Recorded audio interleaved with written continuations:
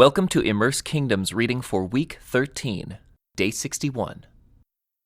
Ahab, son of Omri, began to rule over Israel in the 38th year of King Asa's reign in Judah.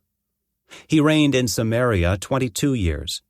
But Ahab, son of Omri, did what was evil in the Lord's sight, even more than any of the kings before him. And as though it were not enough to follow the sinful example of Jeroboam, he married Jezebel, the daughter of King Ethbaal of the Sidonians, and he began to bow down in worship of Baal. First, Ahab built a temple and an altar for Baal in Samaria. Then he set up an Asherah pole.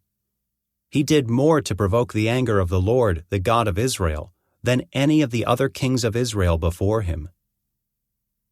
It was during his reign that Hiel, a man from Bethel, rebuilt Jericho. When he laid its foundations, it cost him the life of his oldest son, Abiram. And when he completed it and set up its gates, it cost him the life of his youngest son, Segub. This all happened according to the message from the Lord concerning Jericho, spoken by Joshua, son of Nun.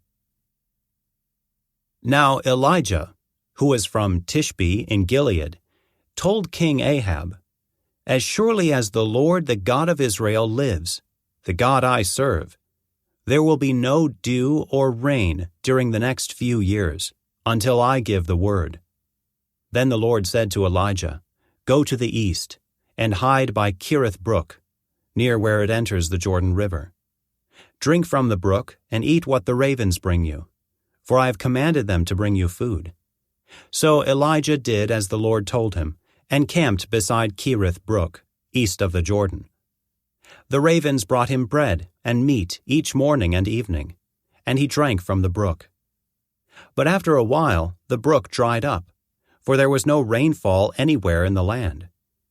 Then the Lord said to Elijah, "Go and live in the village of Zarephath, near the city of Sidon. I have instructed a widow there to feed you." So he went to Zarephath. As he arrived at the gates of the village, he saw a widow gathering sticks, and he asked her, "Would you please bring me a little water in a cup?" As she was going to get it, he called to her, "Bring me a bite of bread, too." But she said, "I swear by the Lord your God that I don't have a single piece of bread in the house, and I have only a handful of flour left in the jar and a little cooking oil in the bottom of the jug. I was just gathering a few sticks to cook this last meal, and then my son and I will die." But Elijah said to her, "Don't be afraid.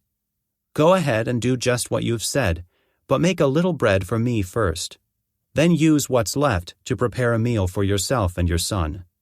For this is what the Lord, the God of Israel, says. There will always be flour and olive oil left in your containers until the time when the Lord sends rain and the crops grow again." So she did as Elijah said, and she and Elijah and her family continued to eat for many days. There was always enough flour and olive oil left in the containers, just as the Lord had promised through Elijah. Some time later, the woman's son became sick. He grew worse and worse, and finally he died. Then she said to Elijah, "O man of God, what have you done to me?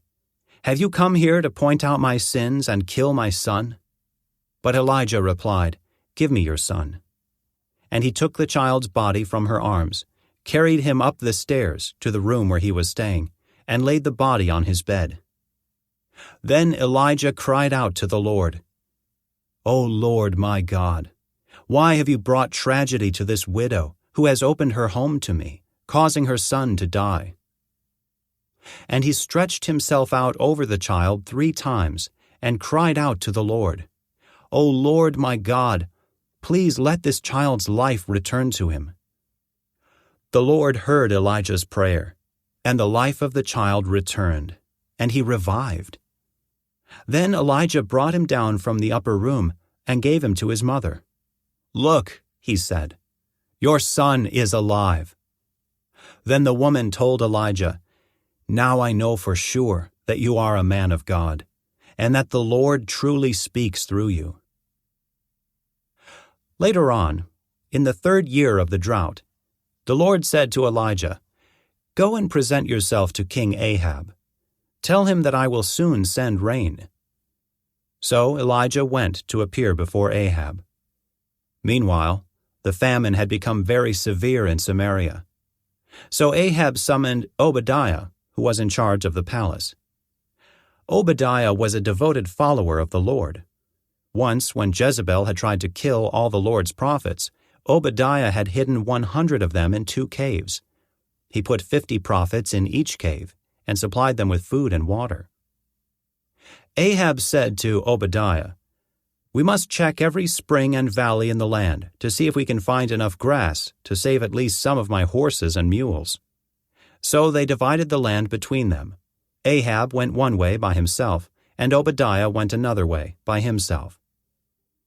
As Obadiah was walking along, he suddenly saw Elijah coming toward him. Obadiah recognized him at once and bowed low to the ground before him.